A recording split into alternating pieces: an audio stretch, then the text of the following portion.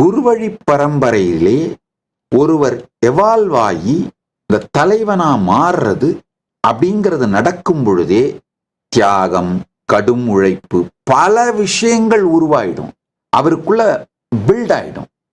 ஒரு அழகான உதாரணம், நர்மதை நதியில இருக்கிற கல்லை பானலிங்கம்னு நம்ம பூஜை பண்ணுவோம். அது எப்படின்னா, அந்த கல் அந்த நீரோட்டத்திலே அடித்து உருண்டு உருண்டு உருண்டு உருண்டு பளபளபளபளபளன் மோல்டாகி பாலிஷ் செய்யப்பட்டு சிவலிங்க வடிவத்திலே மாறிவிடும் பொழுது அதை நாம கடவுளா எடுத்து சிவலிங்கமா வச்சு பூஜை பண்றோம்.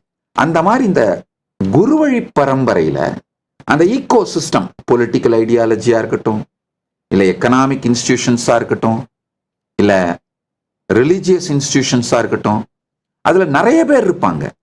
ஸோ நேச்சுரலா அதுல தலைவனாக வரவேண்டியவர் தன்னுடைய தகுதியை நிரூபித்தாக வேண்டும், அதுக்கு தேவையான தியாகத்தை செய்தாக வேண்டும், கடும் உழைப்பை போட்டாக வேண்டும். இதெல்லாம் நடந்த பிறகுதான் அவர் நேச்சுரல் லீடரா எவால்வ் ஆவார்.